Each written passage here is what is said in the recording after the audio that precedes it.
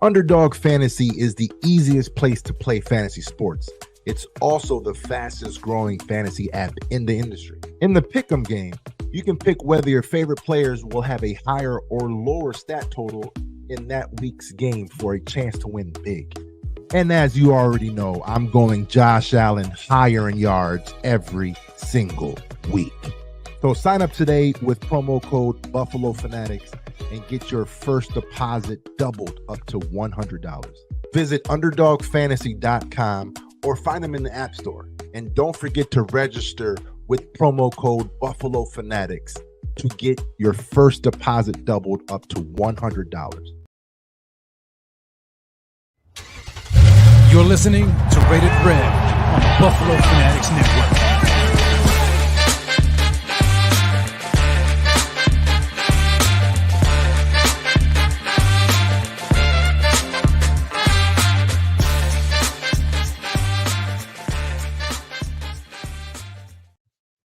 What's going on, Buffalo Fanatics, Bills Mafia, all around the world? What is happening? Welcome to a special edition of Rated Rev, brought to you by Underdog Fantasy on the Buffalo Fanatics Network. Smash that like, hit the subscribe button if you haven't already done so. And let's get this thing popping, baby. Well, it looks like the Buffalo Bills did not get any help whatsoever today by the Baltimore Ravens, and it would not be. Well, let me say it like this: how Billsy of a thing would it be for it to come down like this? You know what I'm saying? I guess there's certain people who say, you know what, I wouldn't have liked it any other way. I wouldn't have wanted it any other way. Well, I don't know about you, man, but I was looking forward to a stress-free Sunday, to where the Bills clinched regardless of the circumstances because of what happened today. So now, thanks to the Ravens losing in that sloppy fest of a game, now it looks like it's an all or nothing game for the Bills. All or nothing. All or nothing. The Baltimore Ravens down. Down goes Frazier. In a valiant effort nonetheless, but they lose in a sloppy, wet game to the Pittsburgh Steelers today. And you know what? They had their opportunities. They had their chances to get into this game and to win it. Unfortunately, it just did not go their way. The Pittsburgh Steelers apparently, wanted it more, or they made enough plays to win, and they ended up winning the game 17-10. Now they're sitting down, waiting on the rest of the games tomorrow to find out whether or not they clinched a playoff berth themselves. But unfortunately for them, I don't know, time will tell, but TJ Watt ended up going down, and it appears as though he may have sustained I think it's an MCL injury. You guys don't quote me on that. If you guys happen to know the exact injury, go ahead and drop that in the chat. But I do know that it was a knee injury to some degree. I thought I saw MCL, but man, how unfortunate was that to have a guy like that, man? And he goes down in an injury when they're trying to clinch a playoff berth. So we'll see what happens with TJ Watt. I hope all is well, man, and I hope he's able to bounce back. This is assuming that everything goes well for the Pittsburgh Steelers and they're able to get into the playoffs. But however, this is not about the Pittsburgh Steelers. This is about the Buffalo Bills, ladies and gentlemen. And the Bills, their backs are against the wall. Their backs are against the wall. And they just have to go out there and handle business tomorrow. They have to go out there and handle business tomorrow against the Miami Dolphins, because there are some scenarios in which the Bills can still clinch even with a loss. And let's go ahead and take a look at some of those scenarios right now. I'm going to go ahead and share my screen, and we're just going to jump right in to the ESPN playoff machine. Hold on a second. Let me go ahead and pull it up. I think I've got the wrong tab up. There it is. Here we go. ESPN playoff machine. And let's dive right on in, and you guys let me know if you can see it in the chat here. And I'm pulling it up. Here we go. The Baltimore Ravens, of course, they still have the number 1 seed. Today's outcome did not affect their seeding whatsoever. But now you look at it and you see the Pittsburgh Steelers currently sitting in the 7th seed overall. Miami Dolphins at the 2, Bills at the 6 right now. Kansas City at the 3. Jacksonville Jaguars at the 4. The Cleveland Browns at the 5 seed so far. Now, let's take a look, because we have a game that's currently about to go underway if it hasn't already started in the Tennessee Titans and the Indianapolis Colts. But as it pertains to the Buffalo Bills, here's what can happen. If the Bills were to lose tomorrow to the Miami Dolphins, okay, this is where it gets dicey. Let's say the Houston Texans win tonight. Okay, they're the 4th seed. All right. This is the game you want to watch. The Jacksonville Jaguars versus the Tennessee Titans. If Jacksonville wins, you see that? The Bills are eliminated from the playoffs. And that has no bearing on this Houston game versus the Colts. Okay? The Bills are eliminated if the Bills lose tomorrow and the Jags lose. And the Jags win. However, if Tennessee pulls out the upset at home and they secure a victory over the Jacksonville Jaguars, the Buffalo Bills, with a loss tomorrow to the Miami Dolphins, squeak in to the 7th seed. And they will go again right back to Miami. They might as well just stay there in Miami for the week and play the Miami Dolphins again in the wild card round. Now, that is it, ladies and gentlemen. That's what happens, or what could happen if the Bills lose. But I'm not here to talk about the Bills losing, okay? Because it is all about the Buffalo Bills. They control their own destiny. Right now, they control their own destiny. They have to take matters into their own hands. They don't want to be sitting here relying upon the Tennessee Titans to win. They don't want to do that, okay? Now, good news for the Bills, I guess you can say, is that they have the night game. And so they get a chance to sit back all day long, stressed out though, no doubt, and watch these games unfold. And so going into the Miami game tomorrow, they will already know what they need to do. They will already know if they clinch or not. If the Jags win, they'll won't know if they clinch, but they'll know what they need to do. Is what I'm trying to say. If the Jags win, the Bills are good. You know what I'm saying? The Bills are good. If they win. Hold on. Let me back this thing up because I'm confusing my doggone self. If the Jags win tomorrow, the Bills have to win. Okay? But if the Titans win, the Bills can go into the game and they got a monkey off of their back because they know either way they clinched. Right? Either way they clinched. So, that could be a blessing or a curse. I don't know. You guys let me know what you think about that. But that is how the Bills are going to approach this game tomorrow. I think Josh said that he wasn't going to be, doing any score watching. But doggone well, these players, they're going to be watching the scoreboard all day tomorrow. They are. There's no way in the world in which they're going to be, away from their phones, away from their TVs, and just go dark until the game starts. I don't believe it whatever. I don't believe it one bit. They're going to be watching, and they're going to know what they need to do going into this game against Miami Dolphins. So, there you have it, folks. The Bills have got to win tomorrow. Technically they don't, but if they want to control their own destiny, they just go out there and win the game. Just win. Just win. Act as if this Jags game against the Titans hadn't even happened. Don't even worry about that. You just go out there and win because the Bills, in my opinion, they need to play for more than just getting in. And for me, it's what I want. I want that number 2 seed, baby. I want that number 2 seed. That's what I want. And you have to believe that the Miami Dolphins are playing for that 2 seed as well. And we're gonna talk about it because we're gonna talk about who's playing for what and what means what and what means more to the other team, to the opposing team, and of course, when you look at it, the Bills have more to lose in this game, right? We already know that, right? The Bills have to win. Okay, for them, it's all about getting in. But you know that the Miami Dolphins, they want to play spoiler.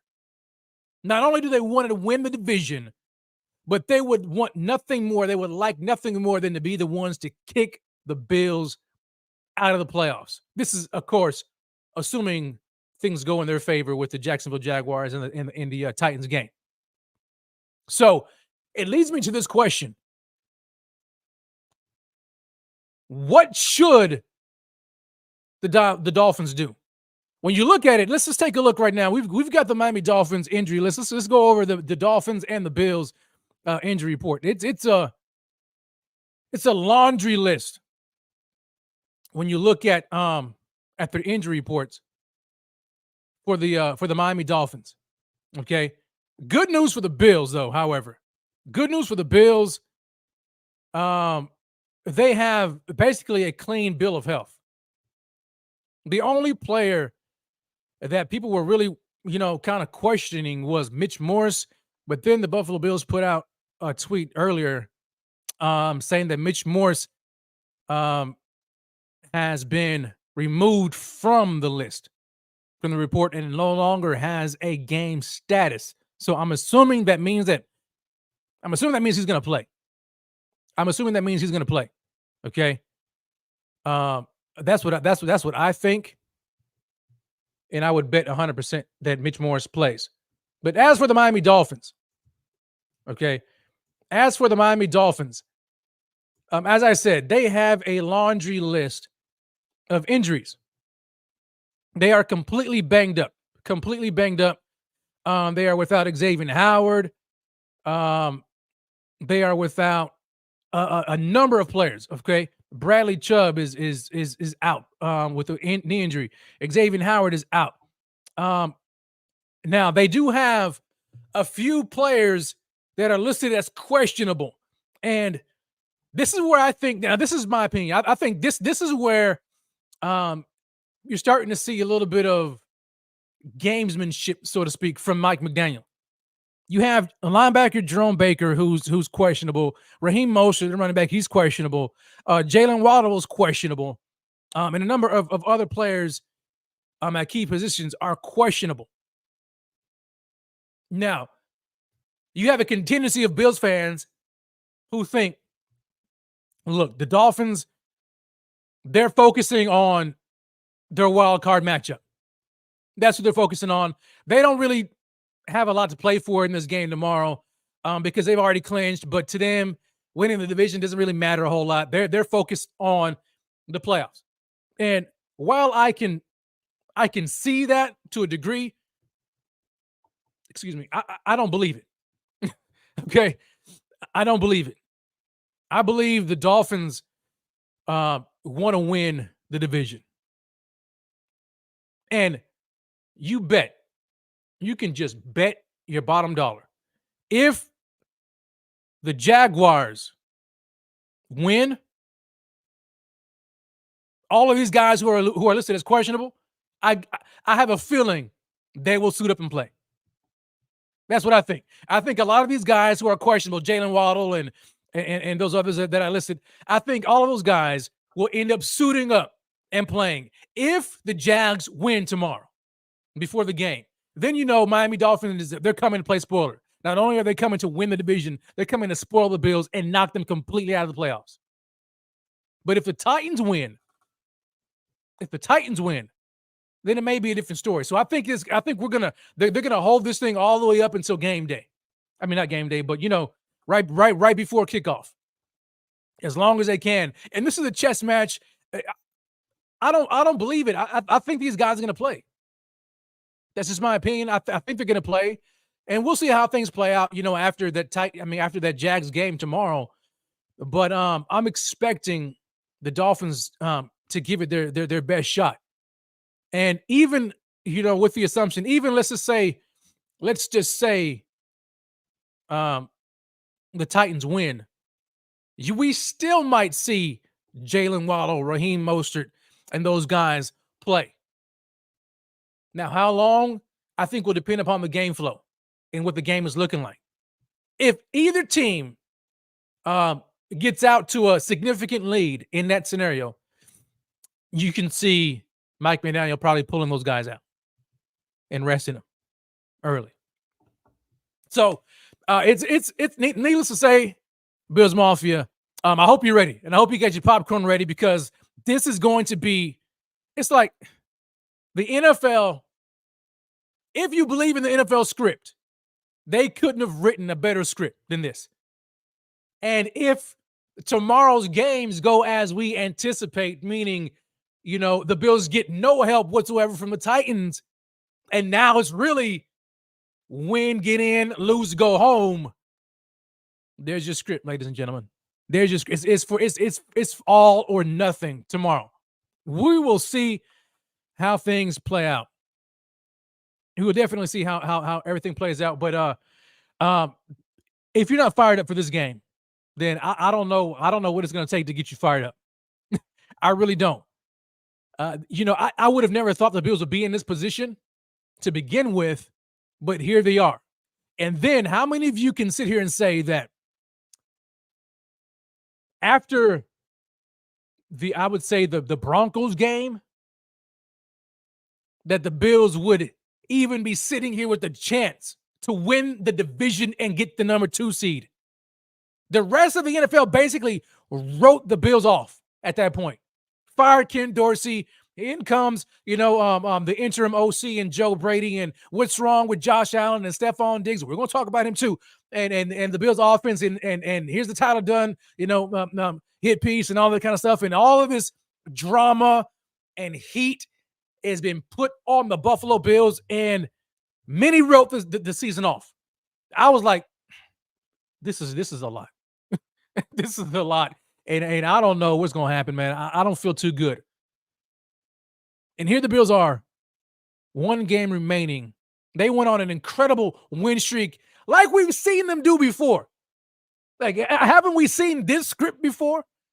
I mean, what, 2-3 years in a row now? The Buffalo Bills, at this time, it doesn't matter what happened all regular season, but at this time, in crunch time, in December, going into January, the Buffalo Bills have managed to go on an incredible run. Here they are again. Can they sustain it? With 1 game remaining and the division title and a playoff berth on the line, can these Buffalo Bills sustain this drive, this win streak? I, for one, believe they're going to do it. I just do. I do. These Bills, they just play better when the chips are on the table, backs are against the wall, everything is on the line. They play better that way. They just do. In these crunch time moments, in these big time games like this, they play to their best. And I think we're going to see it. We're definitely going to see Buffalo Bills show up tomorrow at Hard Rock Stadium and do their thing. And speaking of Bills Mafia at Hard Rock Stadium, have you guys been seeing what's been going around Twitter about the Bills Mafia takeover in Miami? Now, I'm in Texas, so I don't really know. All I can go off of is what I see and what I read on Twitter. Okay. And I need some Bills Mafia who may be in Miami right now. If you're there, if you're in Miami, you're at the game, I mean, you're going to the game, let me know, what does that look like right now? Is it really going to be a Bills Mafia takeover at Hard Rock Stadium? I'm just going to say like this. I don't believe it. I don't believe it. No doubt Bills Mafia travels better than probably any fan base in the National Football League. No doubt. I'm not taking that away from it at all. But I do think that it's a measure. I think that it's a little bit overblown. Okay, because this is a big game. I don't know. We've heard stuff about the Dolphins players, trying to, ask the fans to, to show up and all that kind of stuff. Look, I just don't see. I don't see a scenario in which the Bills Mafia completely takes over that stadium. I don't see it. I think Miami Dolphins fan, I think they're going to show up. Now, there will be a large contingency of Bills Mafia, but like takeover-wise, I don't know. I may be wrong. Let me know. Is it fake news? You know what I'm saying? Well, I know Bills Mafia travels, but if you're watching and you're happy to be down there in Miami, you're going to the game, and let me know what you think. All right, so Laura Laura comes in. Laura says, yo, Mafia is deep in Miami right now. Oh, snap. All right. Okay. I mean, I saw that one. It's like a clip. I think even the Buffalo Bills put it out. I think they're at some kind of Bills Mafia bar or something like that, but I think it was in Fort Lauderdale. But I need to know, like, how deep are we rolling? You know what I'm saying? How deep are we talking? And we'll just have to wait and see Sunday.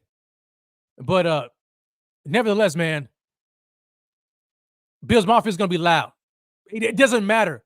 It could be 10% Bills Mafia and a jam-packed Hard Rock Stadium. I mean, I don't know capacity there, but that 10% of Bills Mafia will overpower the Miami Dolphins fans.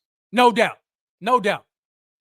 And you let the Buffalo Bills get off to a lead and they start putting the can of what on these guys.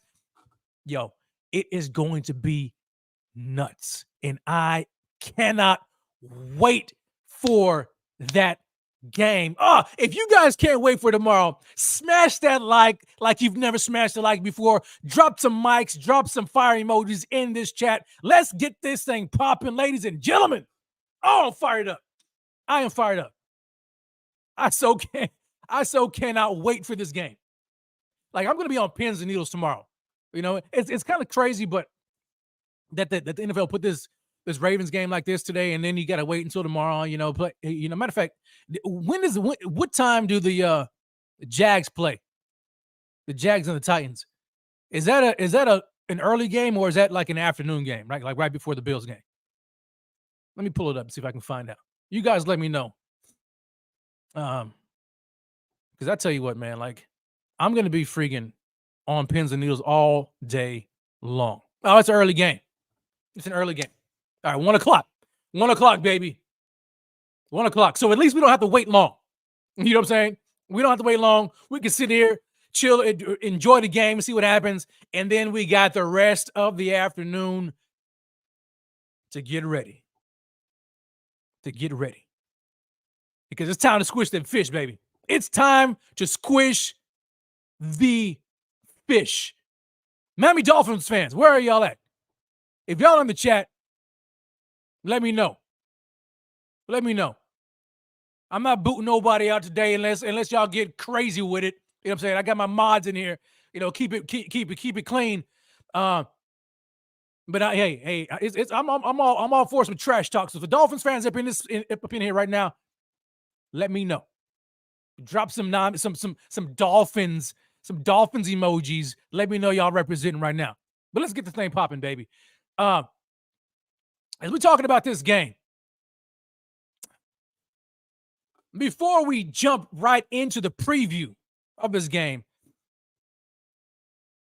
I posed a question to Bills Mafia on Twitter, on X, whatever y'all want to call it. And the question that I posed, this was yesterday, was, when you're looking at the Buffalo Bills, okay, you're looking at the state of the offense and just, what's been transpiring, because we've seen it now the last couple of games.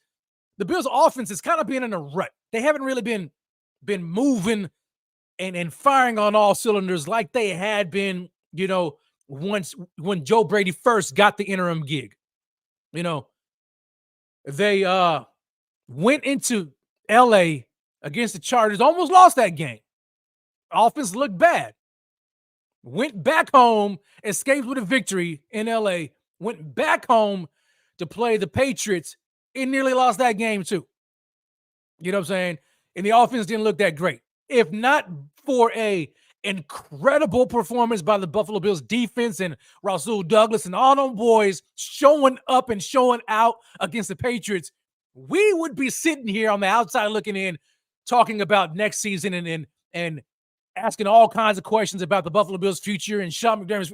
We'd be talking about all that kind of stuff. But the Bills squeaked away with a win. But 2 straight weeks, the offense looked bad. Josh Allen had one of his worst games that I have seen in a very long time. Very long time. And at a time when he's trying to, or maybe he wasn't like directly doing it, but everybody's kind of talking about the MVP race and a game where he probably needed to help himself for the MVP race. He looked like garbage. Meanwhile, there goes Lamar Jackson basically just taking it from him, just snatching it like Debo. You know what I'm saying? It's my bike, punk. You know what I'm saying? What you got on my 40, home? You know what I'm saying? Snatching it from him. So he had a pathetic game, pitiful game, ugly, horrendous, awful game. And I don't know about you, but that leaves a certain taste in your mouth. At least it does for me. And it goes right into my question here. Who do you trust the most on the Buffalo Bills offense? Not named Josh Allen. If you were to take Josh Allen's name out of the picture, because I'm pretty sure a large contingency of people would say Josh Allen regardless. So if you take Josh Allen out of the equation, on offense, who do you trust the most on offense? Who is it? And so I posed this question on Twitter, and I got a big response, and I wanted to read some of the responses that I got from Twitter, from Bills Mafia, who chimed in. Let me see if I can find it here. Golly, where did it go? But you guys drop it in the chat right now. Who do you trust the most on this Bills offense? Not named Josh Allen. All right, here it is. And so, I mean, it got over 17,000 views and over 100 people actually commented on it. So let me just pull up a couple. Let me see here. I have a lot of people pulling up Stephon Diggs. Let me see here. Let me pull him up. Where did he go? I just saw it. Let me read here through these chats. You guys forgive me here. I'm trying to see. I saw Diggs. Okay. So on Twitter, T Deal at Teray Deal 32 says, in this order: Diggs, Cooks, playoff Lenny, and then Kincaid. Diggs, Cook, playoff Lenny, Leonard Fournette, and Dalton Kincaid. So he went with this person went with Stephon Diggs first. So if you are in here and you believe that Stephon Diggs is who you trust the most on offense, not named Josh Allen, let me know why you feel that way. Why do you trust Stephon Diggs more or the most on offense? So I asked him to explain, and T-Deal said this. He said, 14 has proven in big games that he'll come through. Recent struggles do not remove that. Oh, really? And then as it pertains to James Cook, he says, James Cook has been consistent enough this year for that doubt for me to be gone. And then playoff Lenny, he says, Super Bowl champ for a reason. And then Dalton Kincaid, most consistent hands outside of Diggs, who sees a lot of targets. But as far as Diggs is concerned, he says Diggs has proven in big games that he'll come through. Recent struggles do not remove that. So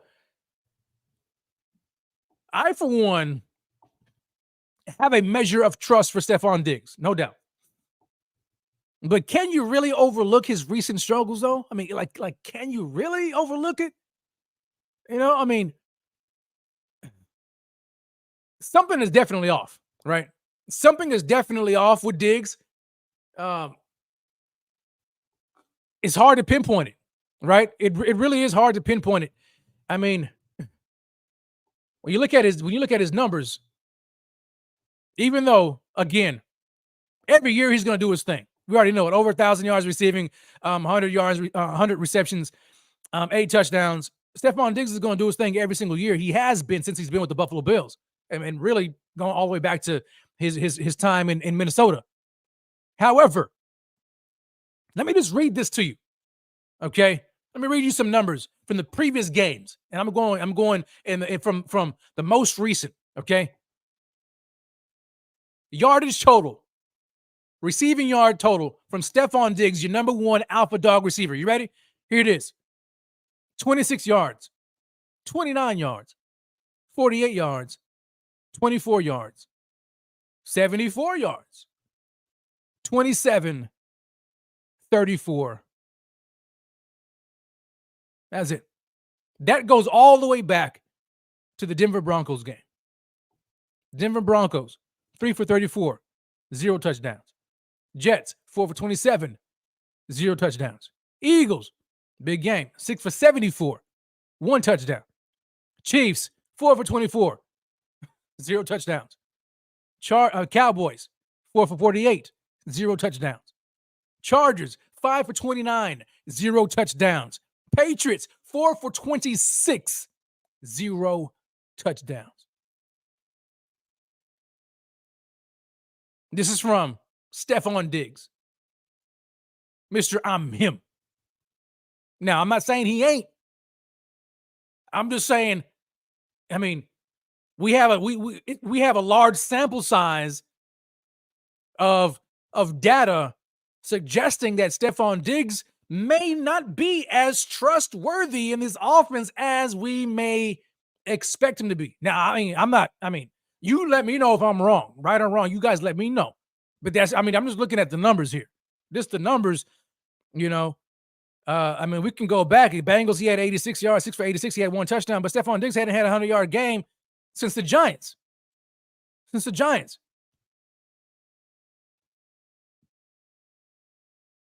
That's Stephon Diggs, man. So, and then on top of that, he's been dropping passes uncharacteristic from Stephon Diggs. And then you couple that with his, and this is probably to me the most, I don't know if I would say like damning, but this would be the most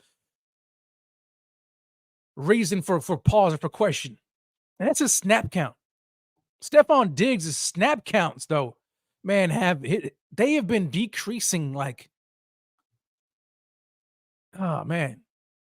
I don't know if I would say an alarming rate, but I mean, it's somewhat alarming from your number one. You know what I'm saying? When you look at it, like it's quite puzzling because it really doesn't make any sense. And we're not getting any answers. We're not getting any answers no legitimate answers from the coaching staff. Stephon Diggs is not talking to the media right now. So it's like, all right, well, I mean, what do we have to go on? He is, for the second straight year, he has for the second straight year, Gabe Davis is outsnapped him. Gabe Davis, Mr. Inconsistent. Gabe Davis has outsnapped Stephon Diggs for 2 consecutive years.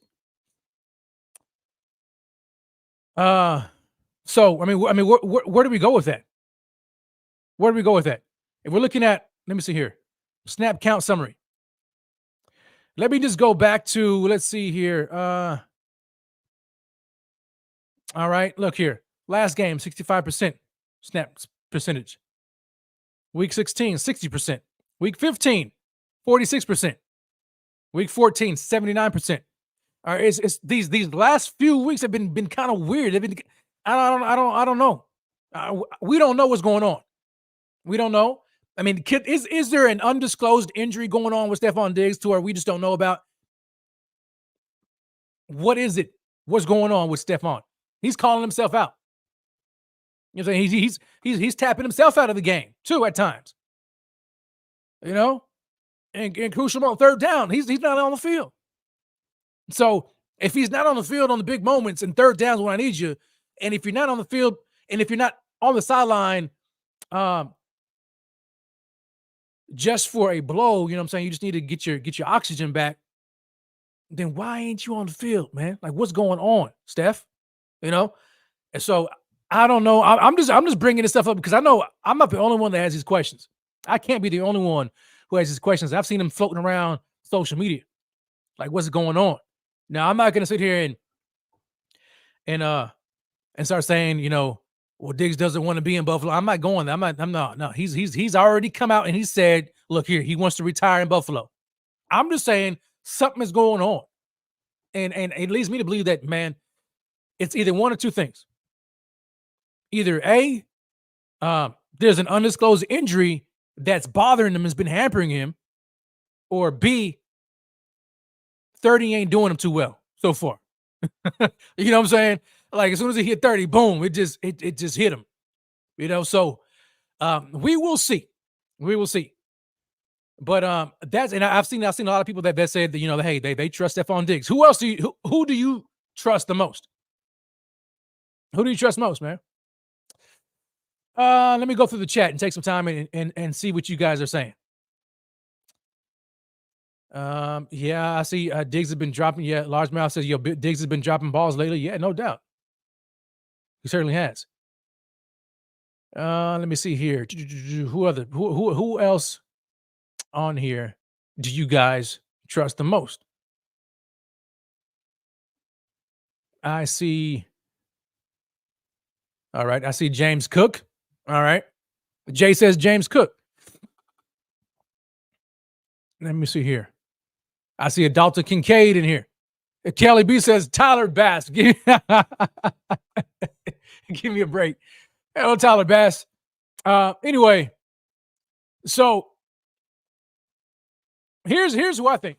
There you go. I'm starting to see some more people here.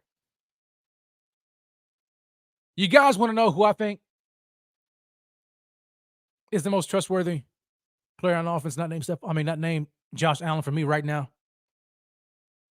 For me, right now, Hill Slayer says it. It's Khalil Shakir.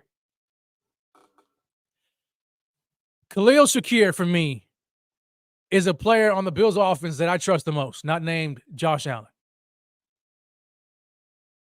Here's why. I know you're like, man, Steph, bro, like, it's Steph. Steph ain't really been doing his thing, okay? Khalil Shakir. For the year, let's just take a look at some numbers here. Khalil Shakir for the year, 33 receptions, 506 yards receiving, 2 touchdowns. Okay, it's admirable, right? 225 yards after the catch.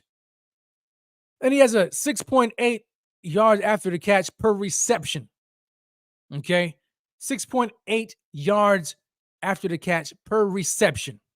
Okay, but now here's where, to me, it just elevates him. It's his catch rate.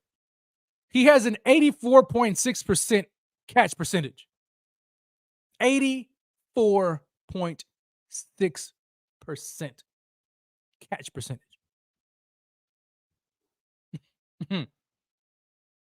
That brother right there. He's been doing it. He has been doing it. And when you need, to me, when you're talking about trustworthy, like, you can't be dropping passes. You can't be dropping passes. You have to be reliable. When Josh decides to go for you and it's a third down play, I need you to catch that ball. And regardless of what down and distance it is, that's the only way Josh is going to develop more and more trust, is if you're catching passes. Stephon Diggs hasn't been catching them a whole lot lately. But Khalil Shakir, 84.6% I can't tell you how good of a catch rate that is. That's fantastic, especially for a young receiver like this. And I'll go ahead and say it right now. Khalil Shakir for the Buffalo Bills is a budding star. A budding star. I cannot wait to see the Bills use him more. To me, he needs to be used way more than he had been. Way more. If I were to go to, I'm trying to pull it up here. I'm trying to see because I had it listed. Where were his games? I want to go through his game log through the year. Here we go. All right. So Khalil Shakir's game log. I want to go through his game log. Okay. And in games where he has had over 3 receptions, okay, because let's just be honest here, Khalil Shakir, he hasn't gotten a lot of targets and a lot of receptions in each game, okay, throughout the course of the year. So going with the sample size, and I wanted just to at least bump it up to over 3 receptions. And games where he's gotten at least over 3 receptions, here is his catch percentage in those games. Are you ready? 100%. 100%. 60%. 75%. 100%. 100%. 100%. Did y'all hear that? Did y'all hear that? In case you didn't hear, let me go back and say it again. In games where Khalil Shakir has gotten 3 receptions or more, here is his catch percentage. 100%. 100%. 60%.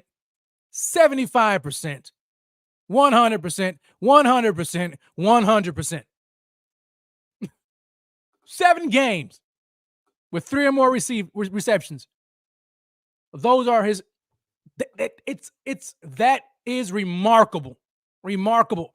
That to me is a sign of a receiver that you can trust, a guy that you can trust.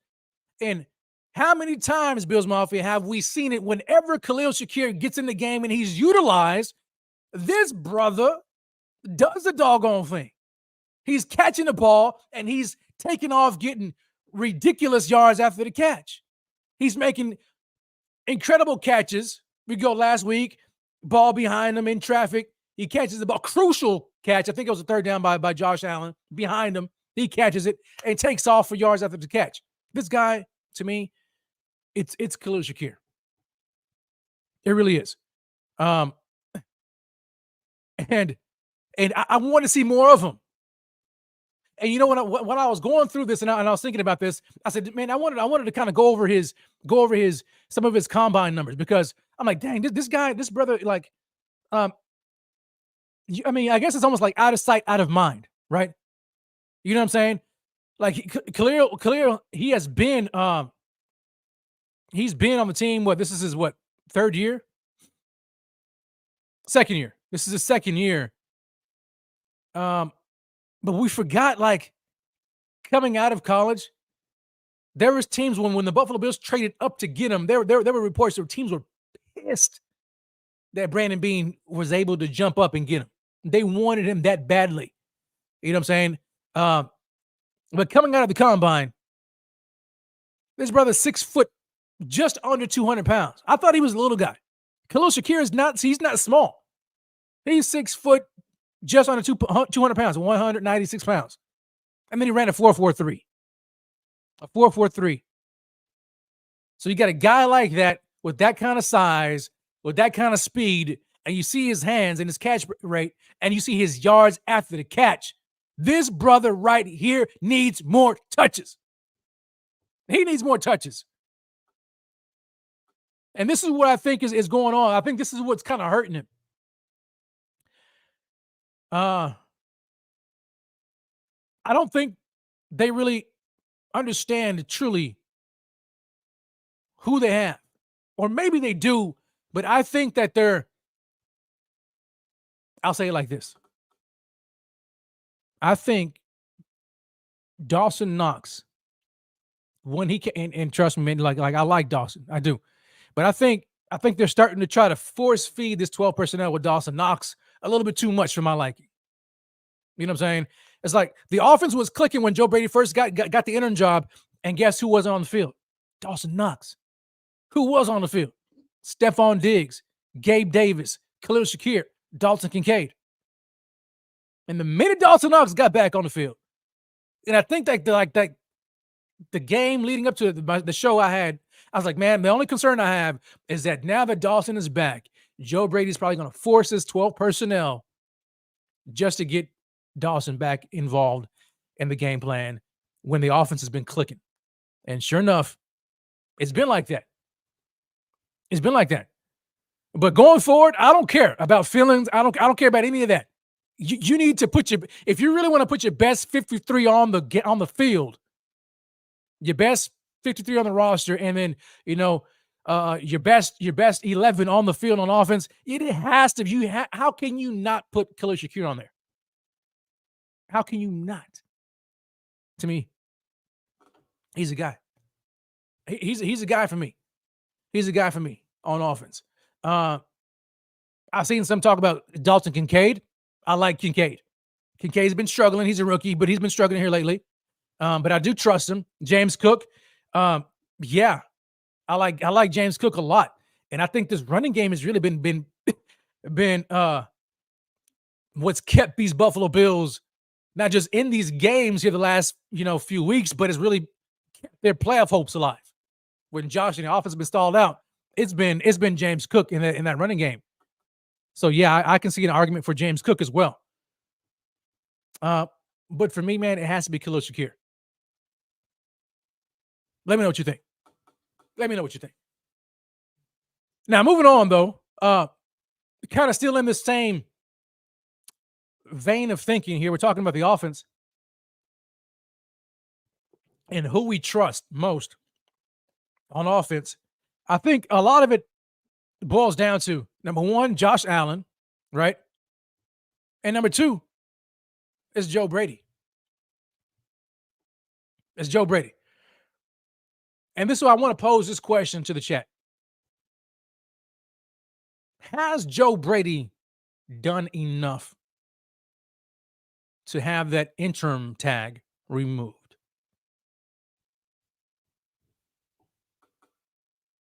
What do you think Joe Brady has done? Are you content? Are you satisfied with what's been going on and how Joe Brady has done this? Are you ready to say, hey, let's go ahead and remove that interim tag? He is the offensive coordinator for the Buffalo Bills for the rest of the year. Going forward, why waste any more time? Or are you of the belief that he hasn't done quite enough for me? I need to see more, or we need to keep this thing open, and there needs to be an exhaustive search in the offseason. Where do you guys land? Where do you guys land in that? I see Brian Lucio comes in. He says no. Reese says the same thing. No. Cass Scott says no. So I've got 3 no's so far. Why do you feel that way? What has Joe Brady not shown you that makes you feel that way? And what does he need to show you to give you confidence? And if you are of the belief where you say, you know what, he's done enough for me, why do you feel that way? Why do you feel that way? For me, you see, when I was thinking about this, I'm kind of torn here a little bit. I really am, because when I look at it, I'm like, he was put in between a rock and a hard place. Anytime a head coach makes a coaching decision like this, or if the organization makes a coaching move in season, that interim is put in a terrible position. Now, it's a great opportunity for them, right? But it's tough. And here's why it's tough. Specifically for the Buffalo Bills, Joe Brady is dealing with a team with high expectations. Incredibly high expectations in the Buffalo Bills.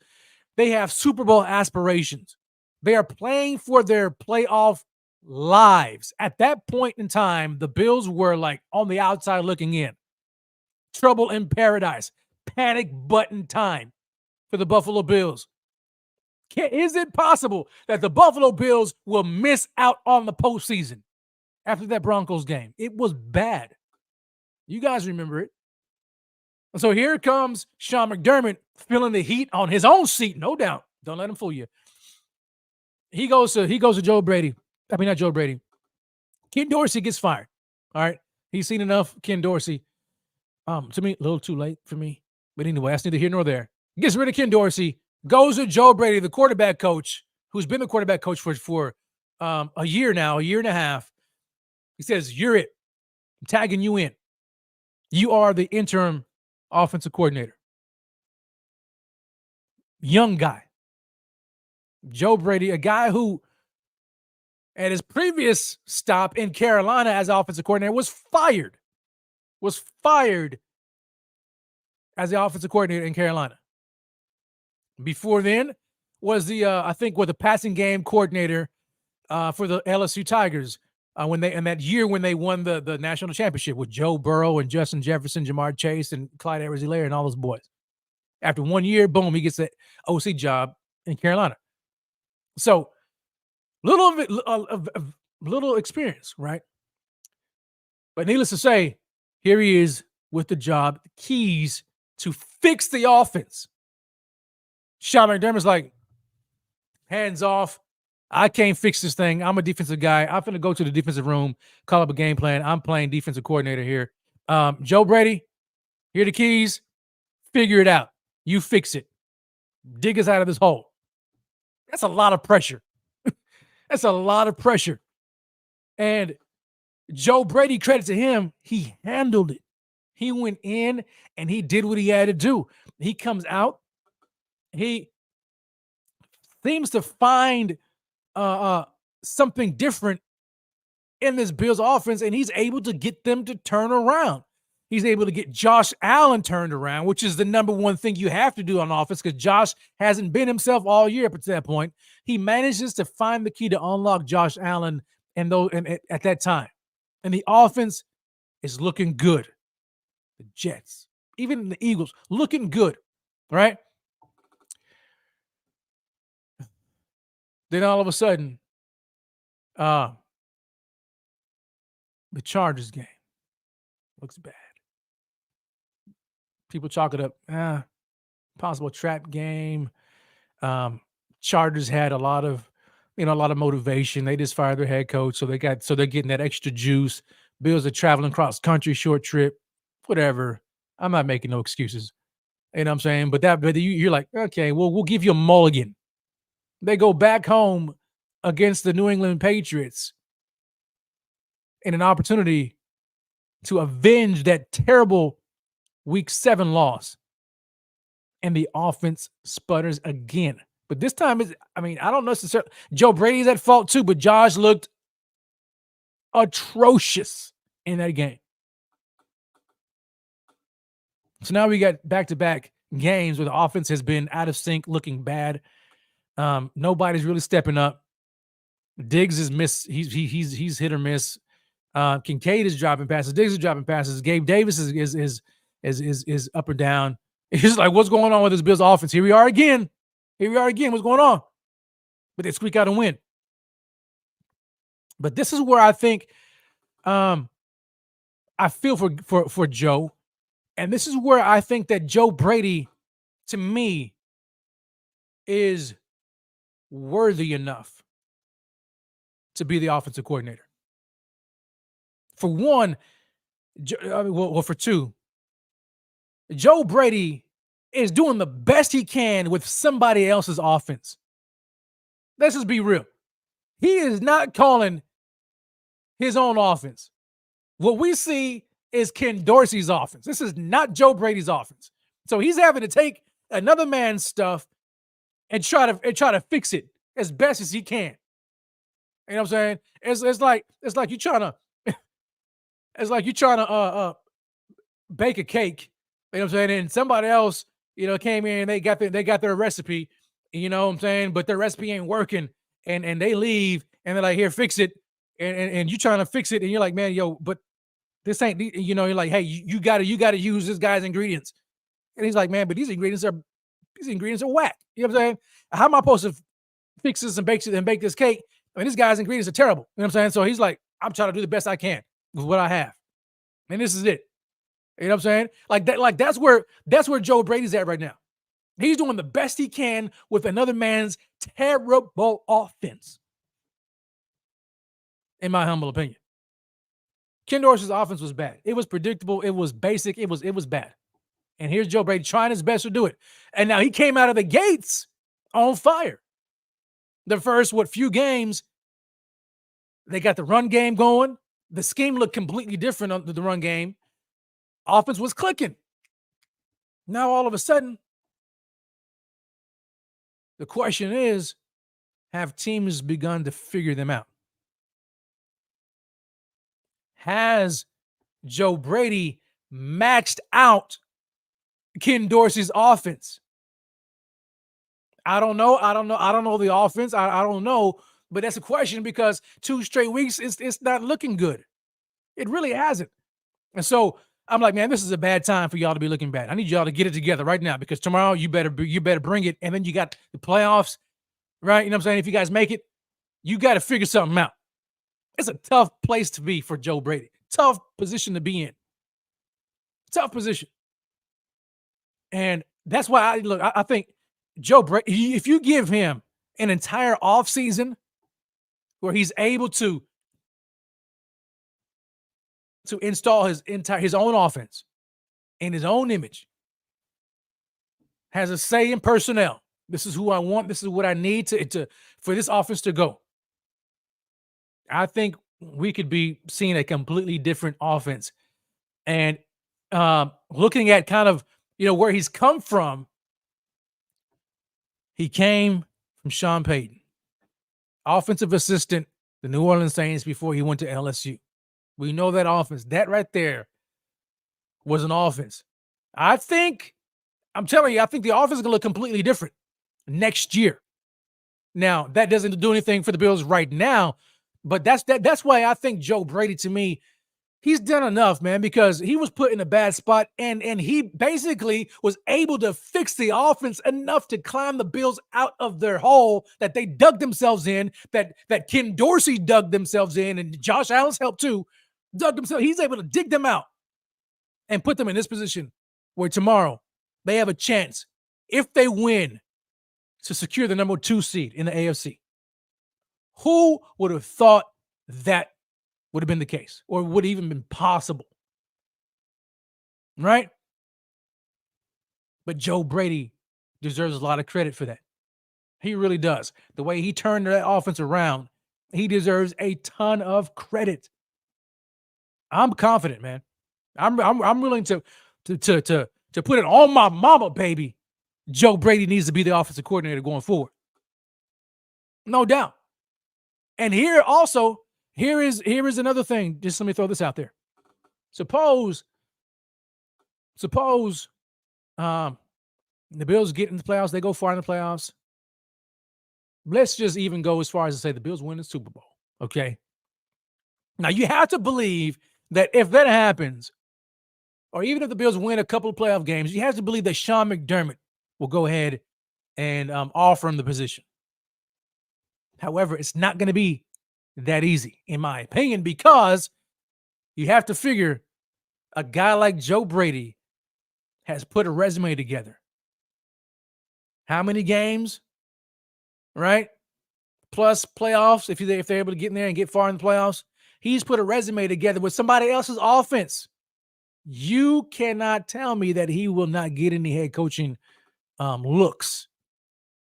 In a league right now where it's all about the hottest offensive coordinator getting looks.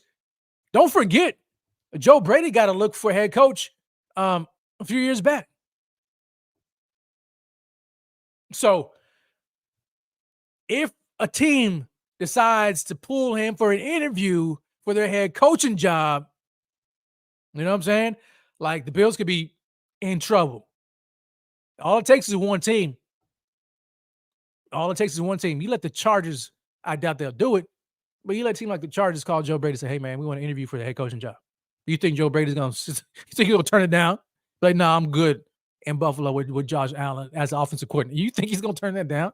No way. No way. You know what I'm saying? So you have to factor that in too.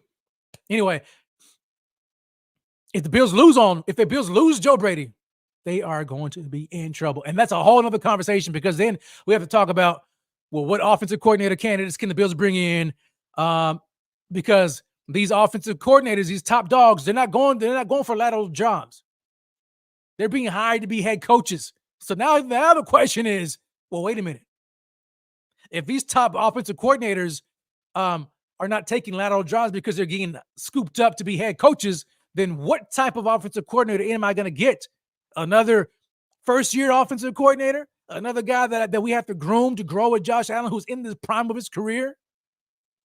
Or do we need to start talking about, man, do the Buffalo Bills need to make decisions and changes at head coach? But that is not for today.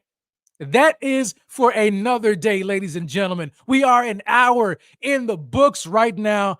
Shout out to everybody who's been watching me live. Do me this favor. Whether you're on Facebook or YouTube or Twitter or X, Twitch, wherever, hit that like button. Subscribe to the channel.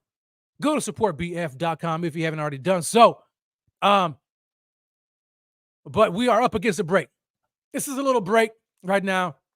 And coming back from the break, we are going to dive into Bills Dolphins preview. We're going to talk about what Bills offense is going to show up tomorrow. We're going to talk about some tidbits in the game. Who will be the Bills' unsung hero? We got a segment, Put Up or Shut Up, on my mama. You already know. But until then, baby, don't go anywhere. Stay right here. Keep it locked on the Buffalo Fanatics Network. Let's hear a word from our sponsor. We'll be right back. Let's go. Underdog Fantasy is the easiest place to play fantasy sports. It's also the fastest growing fantasy app in the industry. In the pick'em game, you can pick whether your favorite players will have a higher or lower stat total in that week's game for a chance to win big. And as you already know, I'm going Josh Allen higher in yards every single week. So sign up today with promo code Buffalo Fanatics and get your first deposit doubled up to $100. Visit UnderdogFantasy.com or find them in the App Store. And don't forget to register with promo code Buffalo Fanatics to get your first deposit doubled up to $100. Welcome back, Buffalo Fanatics. Welcome back, Bills Mafia. It's your man, Rev. Do me this favor. If you're just now tuning in, smash that like, hit the subscribe button, go to supportbf.com and follow us on all of our social media platforms. We're talking now Bills Dolphins preview. Before I get into that, let me go to some super chats. I got a super chat coming in. Double X True to Guns comes in with a super chat. I appreciate it. He says, yo, or she, we don't win, we don't deserve to get in. Simple. Oh my gosh. That's a good question. Let's talk about that for a second.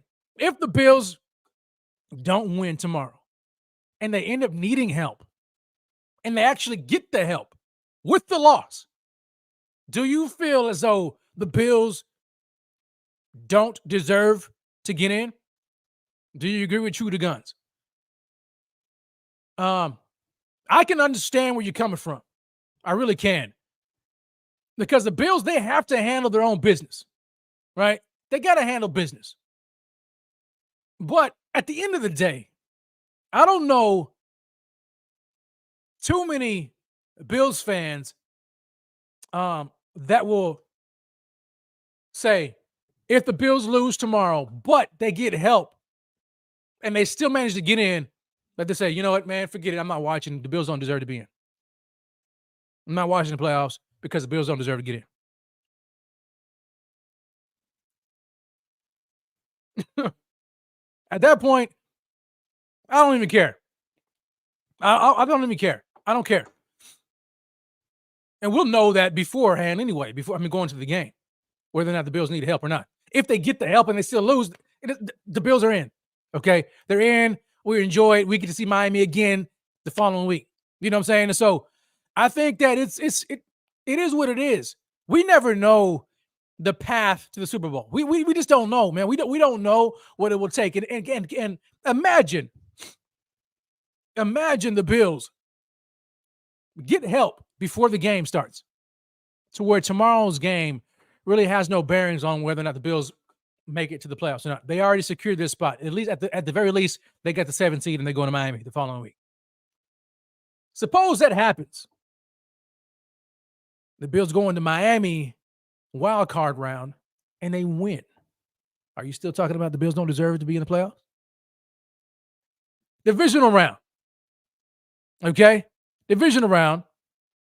Let's say the Bills get matched up against the Jags or the Chiefs. I don't care. You name it. Divisional round game on the road. Bills win. Are you still saying, man, the Bills don't deserve to be in the playoffs because they didn't handle business in Week 18 against the Dolphins? The Bills AFC Championship game against whoever. Let's just assume that they're in Baltimore. Okay? Win. Go to the Super Bowl. Are you still going to be talking about, yeah, but the Bills don't really deserve to be in the Super Bowl because they didn't take care of business in Week 18 and they needed help? No, you ain't talking like that. You know what I'm saying? You ain't going to believe that. You're not going to say none of that stuff. At the end of the day, it doesn't matter. Just get in and win. I don't care how you get in the dang on thing. I don't care how you get in. Just get in.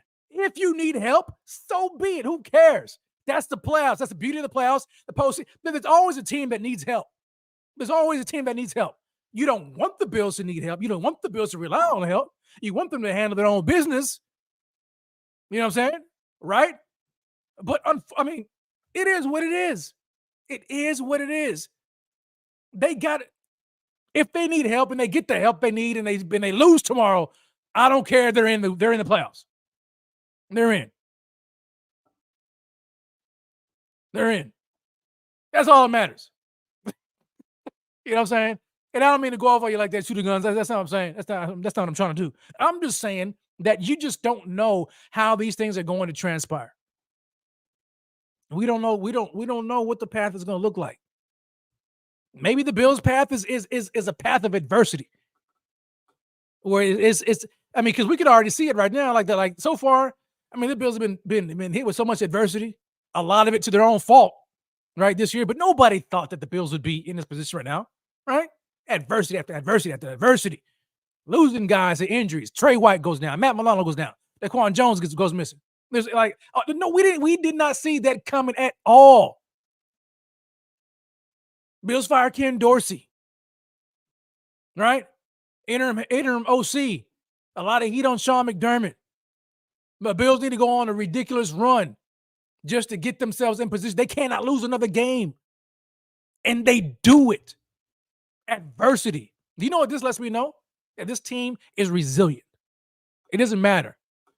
Yeah, they dug themselves in a hole. Yeah, they did a lot of this stuff on their own, but they still are able, they're capable of digging themselves out of it. They are a resilient group, resilient team. They've been through the fire. They know what it takes. That's why they're here right now, because they understand what it takes. They've been there and done it.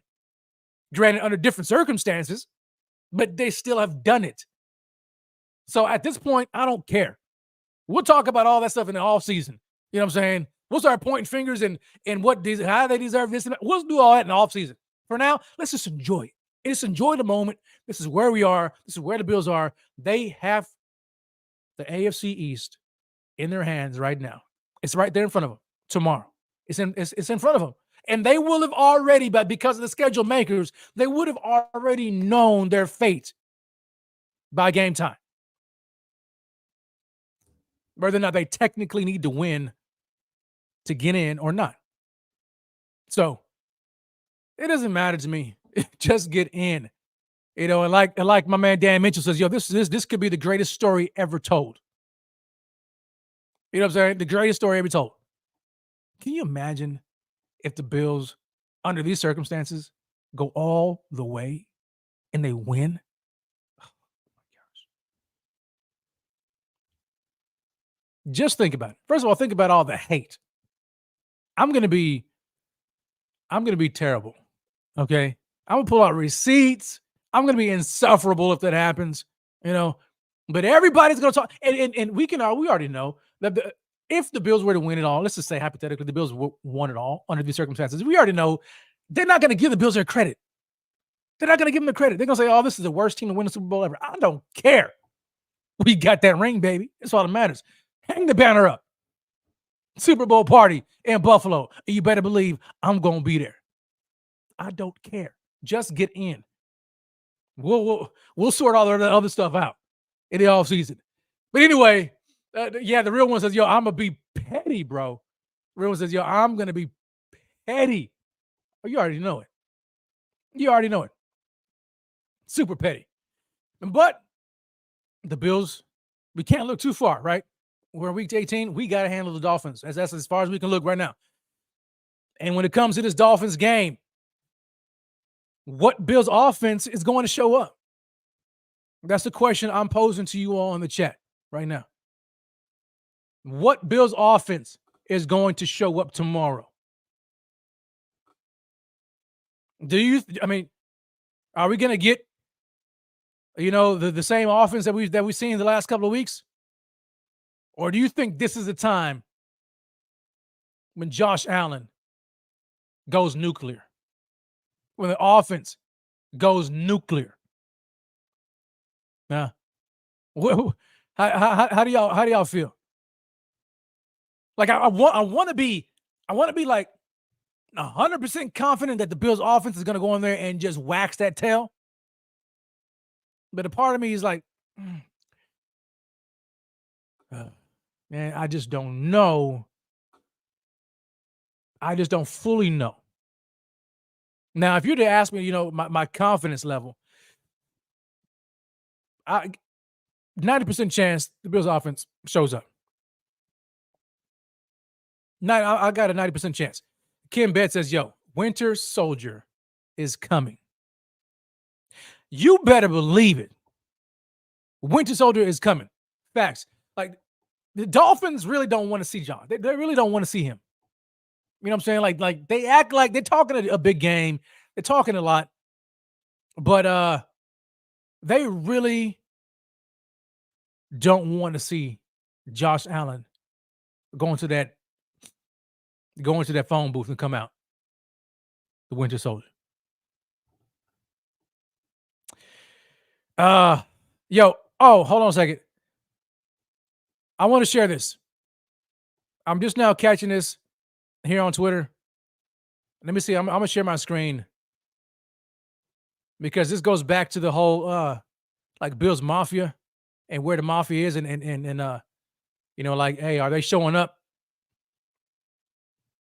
This right here is from a girl, Sarah Larson. Shout out to Sarah Larson.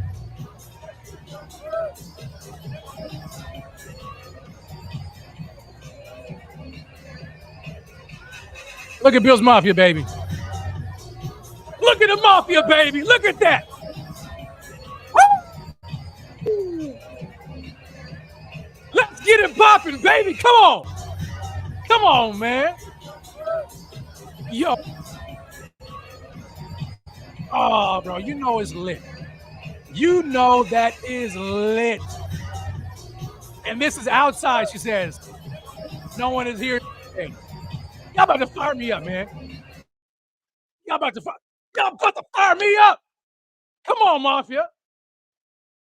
Come on, Mafia. The best fan base, hands down, in the National Football League, no doubt. But in pro sports, it's the Bills Mafia. Smash that like for Buffalo Fanatics. Smash that like for y'all, the Bills Mafia. And drop some fire emojis right now because I'm fired up. That fired me up right there. I was calling cap on the contingency. I was like, yo, Bill, this is going to be a big contingency of the Mafia, but are they really going to take over? That right there fired me up, yo. That got me so fired up. I'm hot right now. Like hot. In this hoodie, I'm hot. Yo, I loved it, man. Oh, I loved it.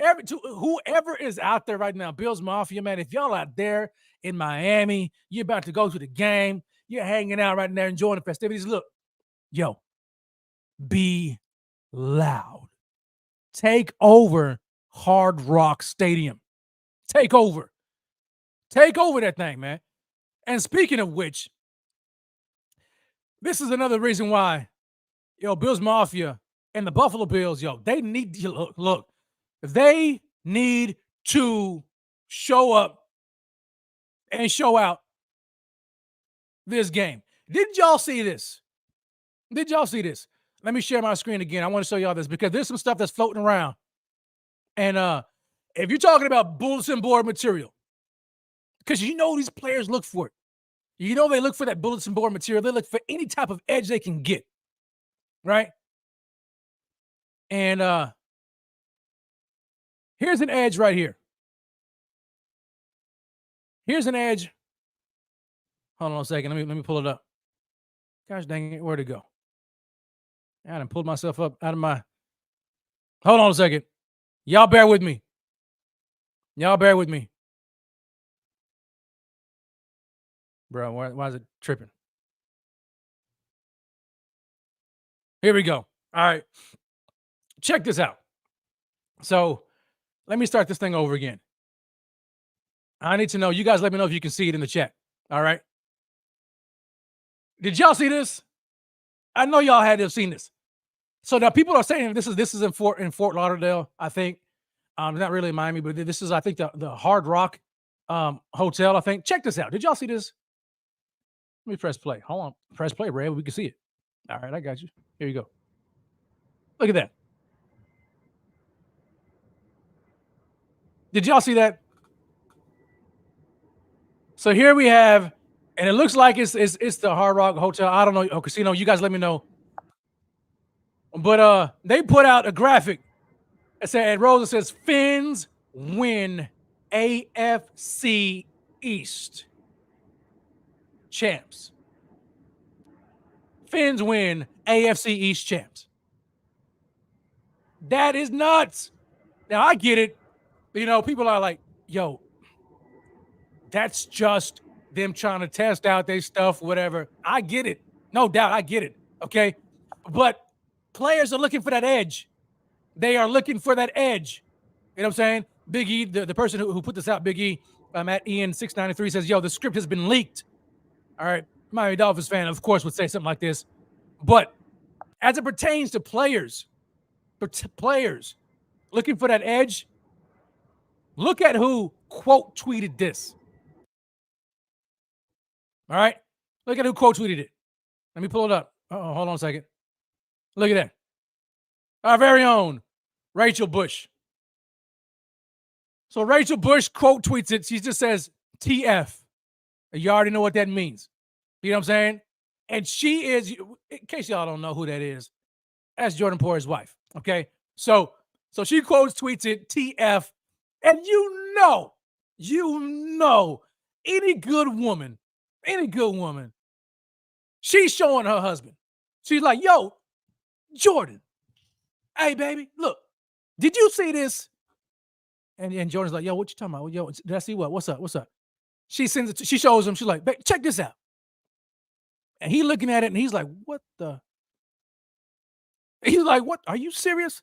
And he's like, oh no, I bet. And you know, Jordan's seen, he's going back. He's taking it back to his teammates, the defense. He's like, yo, he's sending it to him in the group text. He's sending it to him in the in the meeting rooms and all that kind of stuff. You know, the players' meetings, the team meetings. They probably blowing that thing up in the players' meetings and all that. Here's what the Miami Dolphins are doing. Here's what they're doing. And of course, it's not the literal Miami Dolphins, but they still trying to get that edge. You know what I'm saying? Here's what they're doing out there in Miami. They are already saying they win the East. What you say about it? So you know it's on. You know it's on. And like the real one says, I agree, man. Oh, I agree. No mercy tomorrow. Absolutely no mercy tomorrow. None. There's no way the Bills didn't see that. There's no way the Buffalo Bills didn't see that. They saw that, Jack. And that's probably been shown in their meetings. They getting juiced up, fired up. And then tomorrow they got to get ready. Look.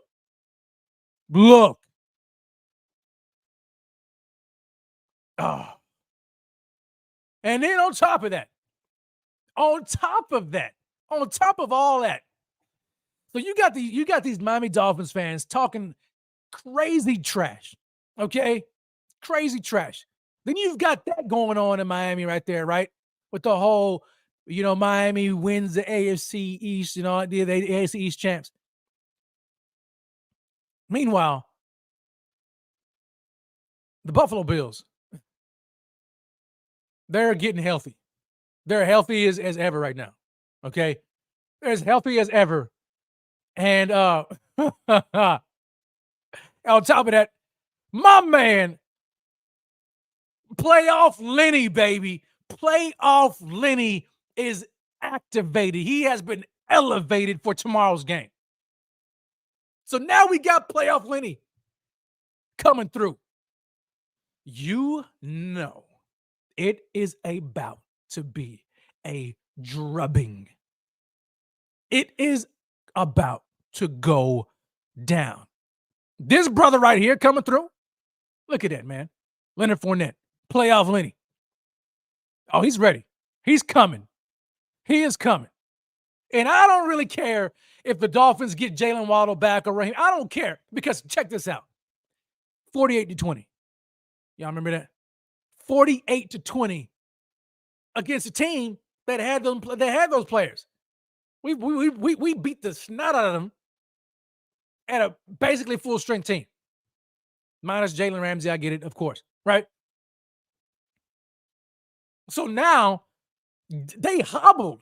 These guys are hobbled. They're injured. They're trying to make it. They're going to see if they can go tomorrow. It depends on what happens throughout the rest of the games tomorrow. They're going to find out. They're going to see. You know what I'm saying? And I don't care if they bring Jalen Waddle hobbling on one leg. I don't care who they bring on that field tomorrow. Hard Rock Stadium. Your Buffalo Bills are going to beat the ever-living bloop, bloop, bloop, beep out of these Dolphins. They about to beat the snot out of them. I'm telling you right now, man.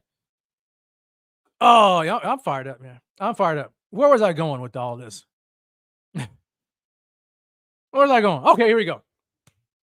So now, specific to this matchup, okay, let's talk about some tidbits here in this game. Let's talk about some tidbits in this game. I believe the Buffalo Bills can exploit the Miami Dolphins pass defense. They can exploit it. And here's why I believe that. Because when I look at the numbers, this is put out by RotoWire. The Dolphins numbers, where'd it go? Tell me it didn't go away. Here we go. This is why the pass defense, I think the Bills can exploit big time. And I don't even care. All right. So now, let's look at this. QB rating against. This is for the Miami Dolphins defense, these players. All right. Andrew Van Ginkel, very good linebacker. QB rating against 25.4. Okay. Jalen Ramsey, 25.7. All right. So we're probably going to have to stay away from Jalen. Okay. But here's these other players. Check this out. It gets worse. If they bring up Jerome Baker, linebacker, 67.3 QB rating against. They have no Xavier Howard. But now look at this. Eli Apple, 74. All right. And it gets worse. Nick Needham, cornerback, 83.6 QB rating against. Kader Kohu, their cornerback. Remember that guy? Yeah. Awful. Awful. 127.7 QB rating against. The safety, Deshaun Elliott, 132.9. It's bad. Okay? It's bad. Minus Jalen Ramsey, it's bad. So the Bills can feast tomorrow. They can feast, absolutely feast in the passing game tomorrow. If Josh Allen brings his A game. You know what I'm saying? If Josh Allen brings it, Winter Soldier is unlocked tomorrow, you better believe it. They are going to light these boys on fire. On fire. They can absolutely take advantage of that pass defense. 100%.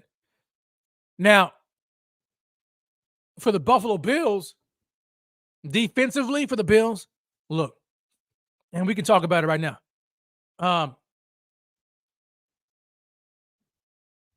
No, matter of fact, I'm gonna ask this question.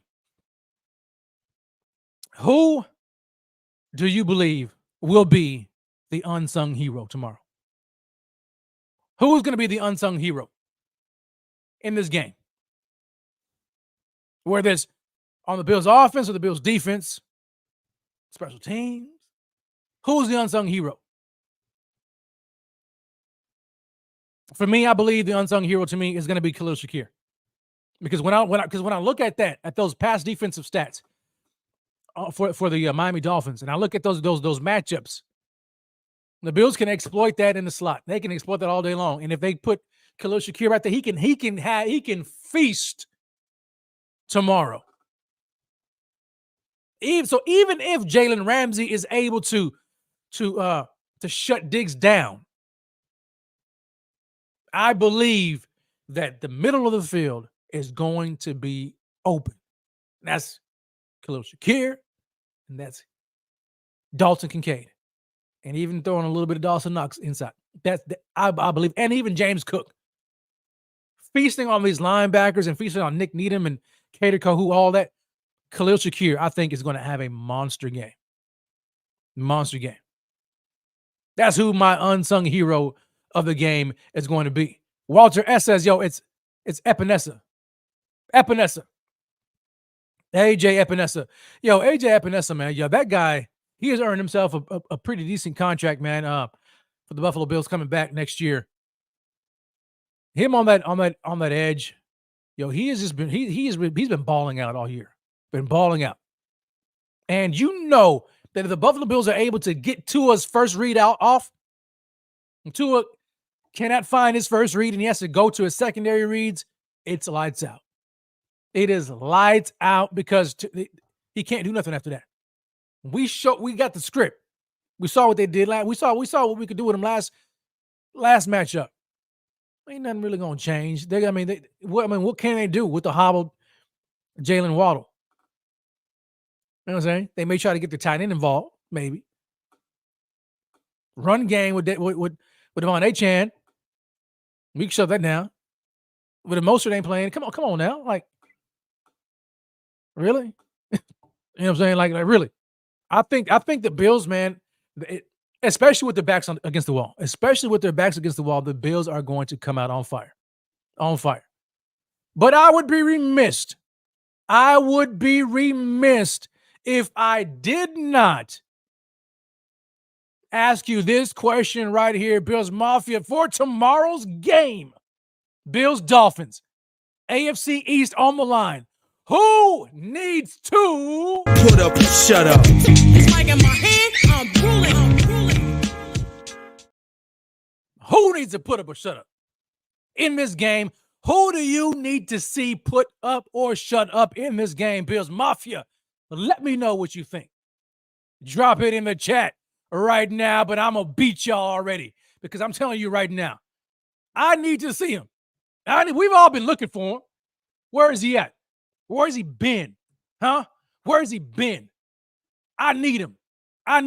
It's Stephon Diggs, baby. Stephon Diggs needs to put up or shut up.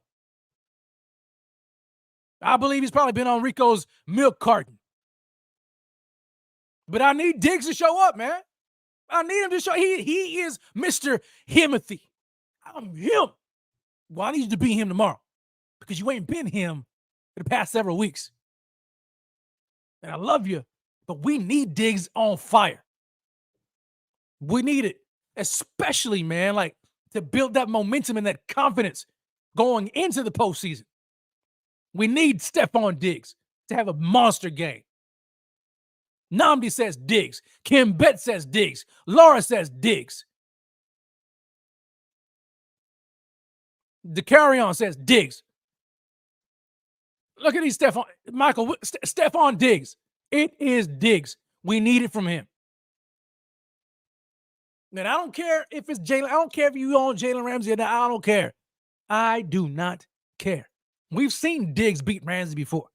It ain't no surprise. We've seen it happen before. And this is where it's going to come down to Joe Brady and Josh Allen. They have to be intentional with getting Diggs involved early and often. He is your best weapon on offense. I know I said earlier that he is that I don't trust him as much as I do Khalil Shakir because I haven't and I really don't right now. But that doesn't mean he's not your best weapon outside of Josh Allen. You've got to get him involved some way, somehow, some shape, some form. Get him involved, but not that wide receiver screen. Knock that out. Get that out of there. Don't use him in the screen game. That's not him. Put some crossers, some quick slants. Get that brother involved early. I don't care if you got to get him out of the backfield. You know what I'm saying? And running around out of the backfield. Be creative, but you got to get your number one involved. And I believe that Stephon's going to do it. I do. Because we don't know, and I don't know, maybe Vic Fangio is going to do something different, but I don't know if Jalen Ramsey is going to travel. If he does not travel, you put that brother in the slot, move him around, and it's feast all day long. Stephon Diggs needs to put up or shut up for me. Now, who else? I've seen some people talking about Gabe. Yeah, Gabe has been on my put up or shut up list, man, for several weeks. Okay. Could this be a game in which he shows up? Yeah, I do. Let me pull something up. This is Gabe. This is what frustrates me about Gabe. All right. Gabe Davis. If I told you that Gabe Davis had 45 receptions for 746 yards receiving and 7 touchdowns, would you believe it? The answer is probably a heck to the no. You wouldn't believe it. But Gabe Davis is he's almost shy of 800 yards receiving. 800 yards receiving. If he gets to 800 in the regular season, it would be his second highest receiving yard total of his career. Last year he had 836. But his touchdowns, though, he's already tied his touchdowns. 7. So when you look at Gabe, he always ends up getting his numbers. But they don't come easy. They're ugly. They're hit or miss. Against New England, where was he? Nowhere. Nowhere to be found. Nowhere. 3 targets, 2 receptions for 21 yards. But then you go back to the Chargers game, and he freaking blew up in L.A. before Christmas. Thanks for that Christmas gift. I appreciate it. 4 for 130 and 1 touchdown. But, like, that's what I need from my number 2. Whenever your number 1 is off, I don't care what the matchup is. If the number 1 is off, and even if he's drawing coverage, you have to show up, man. I need Gabe getting 50 to 75 yards every game, almost. Almost, man. I need that. But he gets put on the put up or shut up because he's so inconsistent. But we'll see tomorrow. What about the defensive side of the ball? Is there anybody on defense that you believe needs to put up or shut up?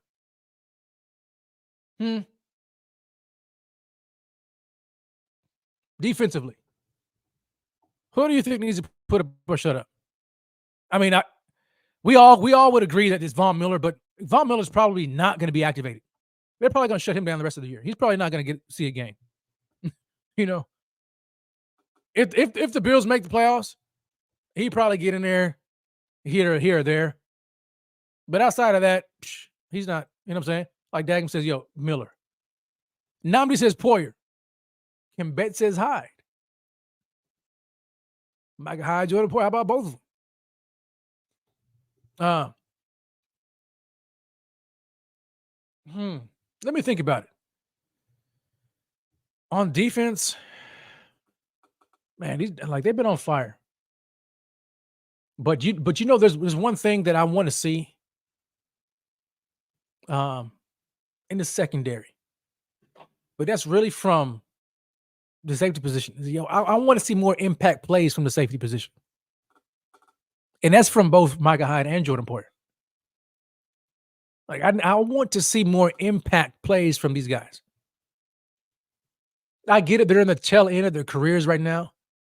But man, oh man, wouldn't it be nice if tomorrow, man, like Tua gifted us a couple of INTs going to either Jordan Poyer or Micah Hyde? Wouldn't that be tremendous? Oh man. I would absolutely love it. I would love it. So that's what I want to see. Give me either one of those guys, Jordan Poyer and Micah Hyde. But probably, excuse me, in this game, especially if Jalen Waddle plays, because Jalen Waddle has really been the guy on that offense. Like lately, I mean, the Bills have been able to take out Tyreek Hill for the most part, but it's Jalen Waddle's been that zone beater lately. He's always been the guy that can kind of get behind the defense and sit in these zones when the Bills focus on Tyreek Hill.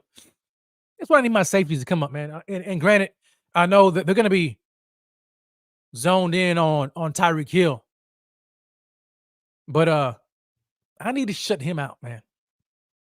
But I want to see these safeties, man. Let me get a pick from Jordan Poyer and Micah Hyde. Wouldn't that be something? Wouldn't that be something? All right, ladies and gentlemen, guess what? Guess what time it is? Guess what time it is? This is the time when you all get to talk about your hot takes and put it on my mama. I put that on my mama.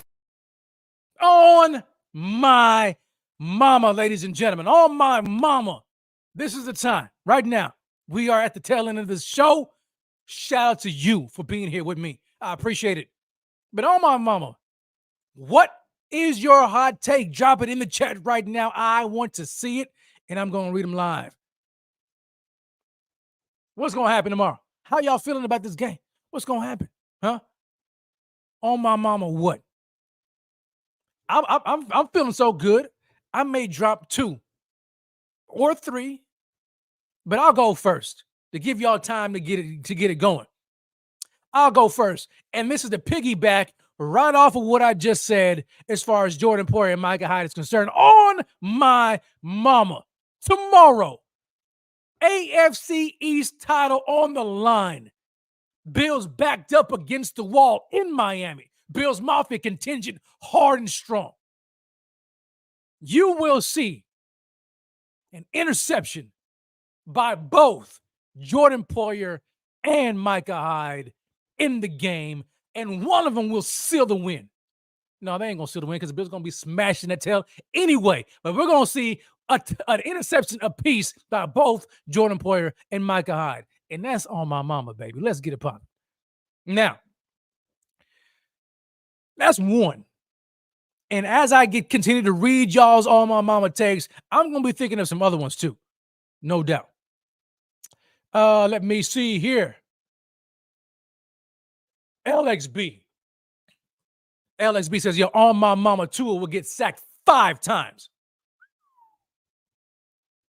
That's what I'm talking about. That's what I'm talking about. Hill Slayer. I'm assuming this is on my mama take. Hill Slayer says, yo, Bills hot first half. They get up, let Miami back in and squeak out a dub. I don't like that. I don't like that at all. I don't like that at all. Let's not have that happen, okay? Nerves is going to be on sky high already. We can't have that. We just can't have it. Michael Carson. Oh, I like this one. Michael Carson says, yo, Josh Allen receiving tutty incoming. Man, when was the last time we had a Josh Allen receiving touchdown? Was that the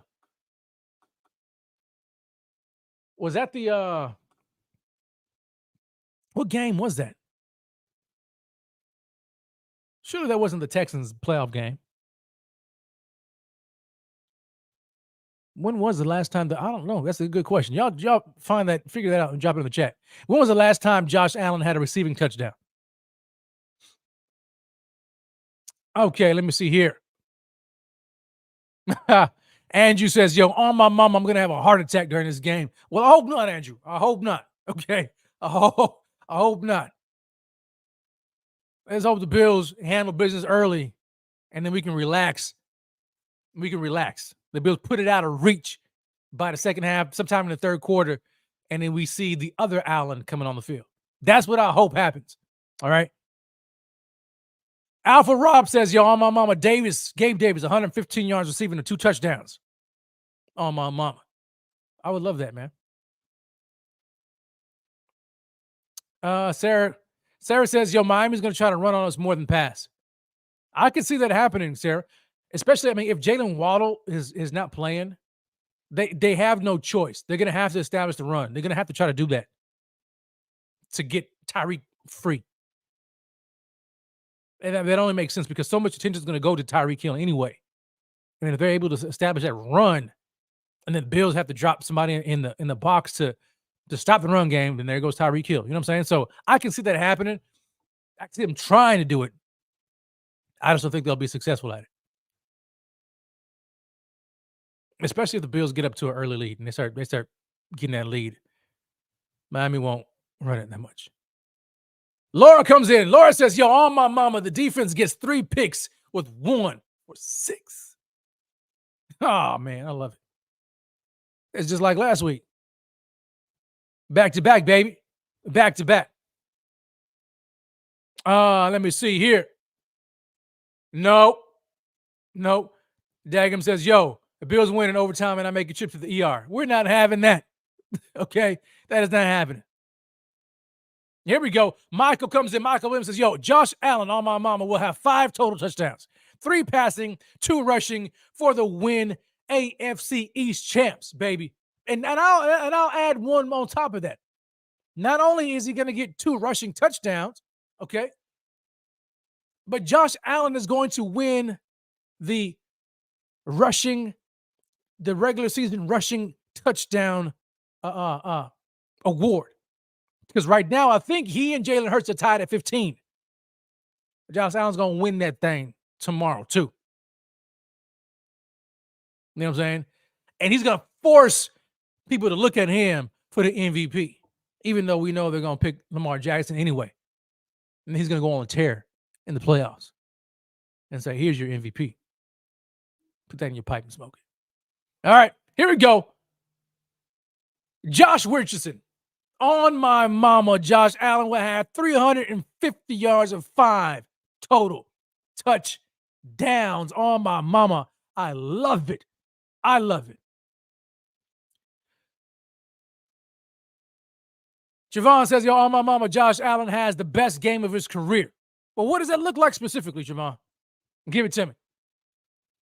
Luis says, yo, on my mama, Cook rushes the ball for 150 yards. On my mama. 150 yards on the ground. Boy, that'd be amazing. Yo, Namdi with the jokes. He said, yo, Diggs with a touchdown on my mama. Well, you a fool. You are a fool. Mr. L. Trail says, yo, 1 pass deep to Stephon Diggs for the touchdown. Now, I can get with that. And put it over Jalen Ramsey. See, that's how you juice up your on my mama. 1 touchdown pass deep to Stephon Diggs over Jalen Ramsey. On my mama, baby, says Mr. L. Trail. That's it. Let me see what else.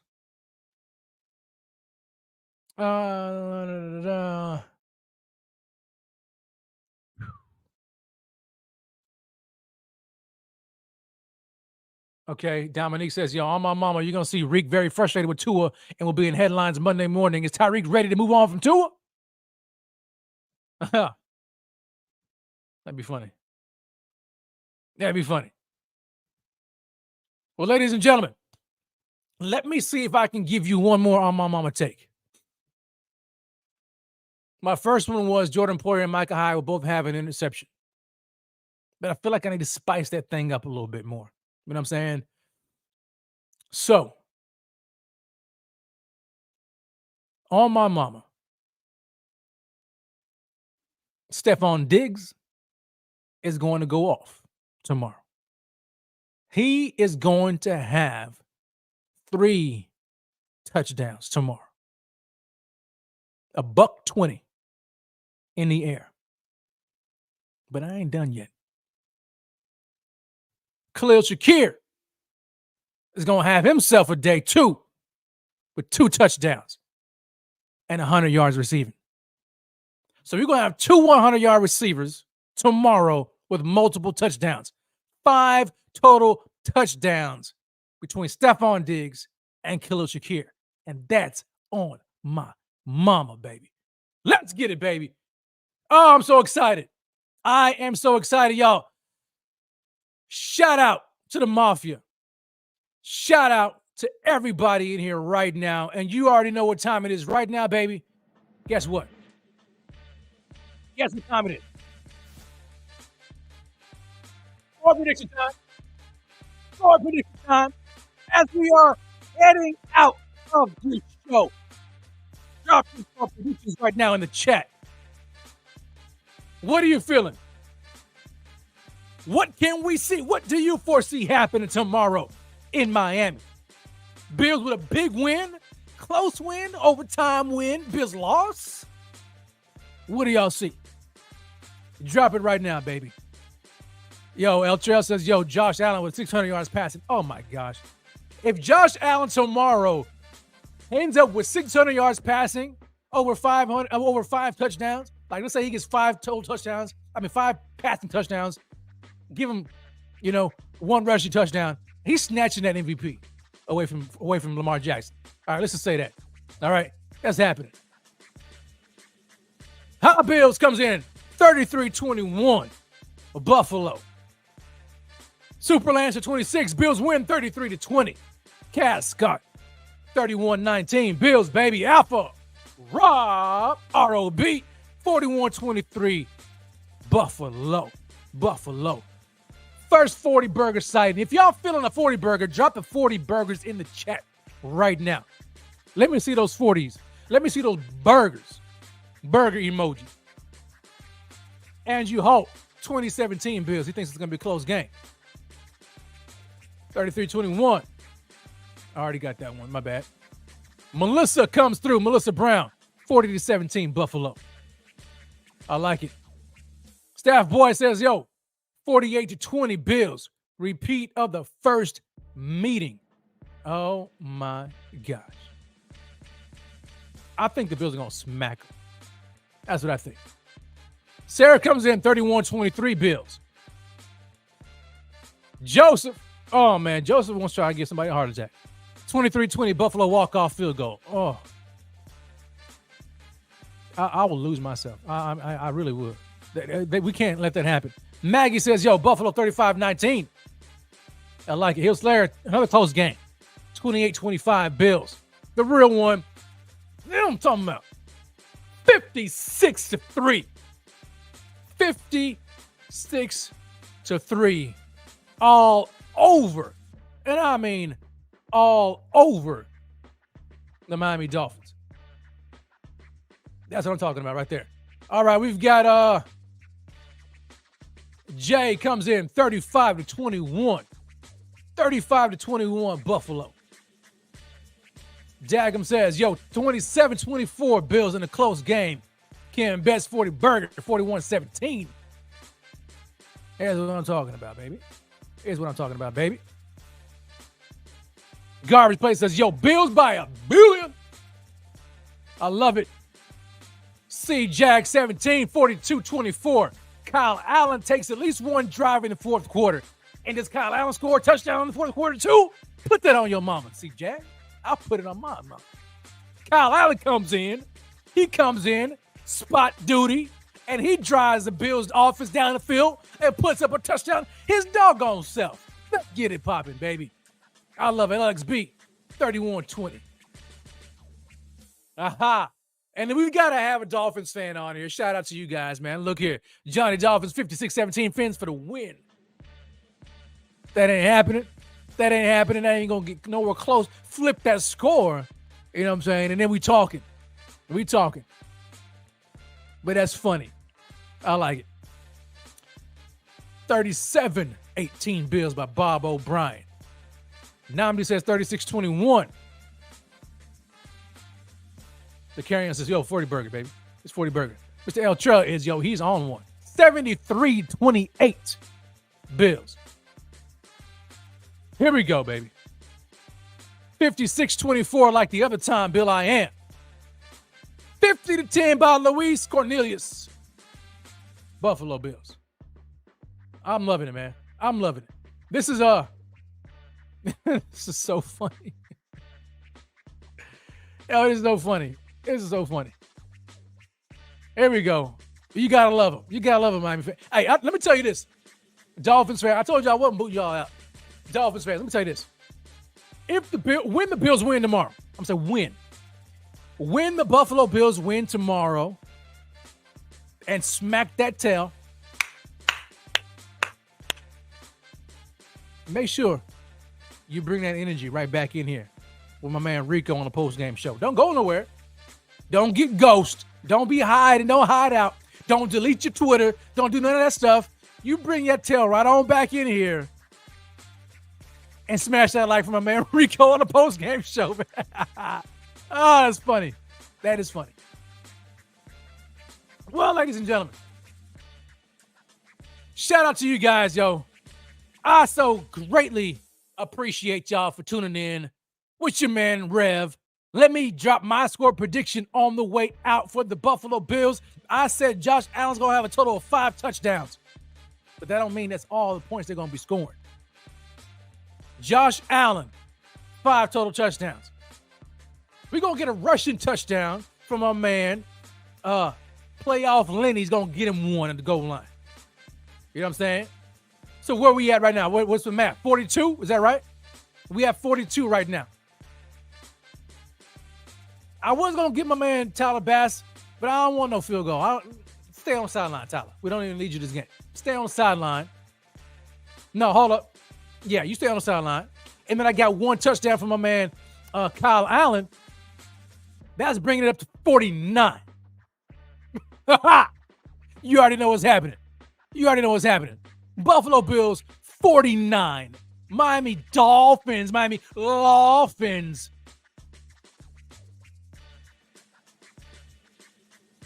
I'll give y'all 20. 49-20. 49-20.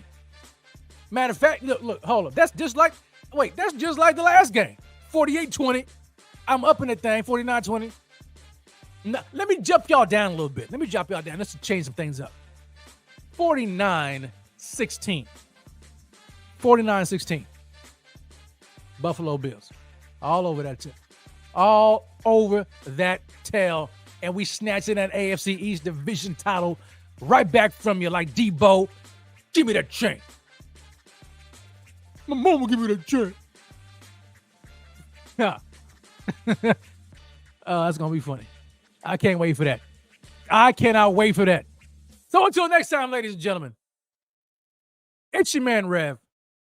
Don't go anywhere. Enjoy yourselves. Enjoy the rest of your evening. It looks like the Houston Texans halftime, they're up 14-6 right now. Could we see the Texans in the postseason? CJ Stroud. We will see what happens. We don't know, but we're going to find out. But all I do know is that the Bills are about to beat that tail. Number 2 seed in the AFC East. Book it, baby. It is happening. Enjoy the rest of your evening. Enjoy your family. Enjoy the game tonight. Enjoy the rest of the games tomorrow. And until next time, it's your man, Rev. Grace and peace. God bless.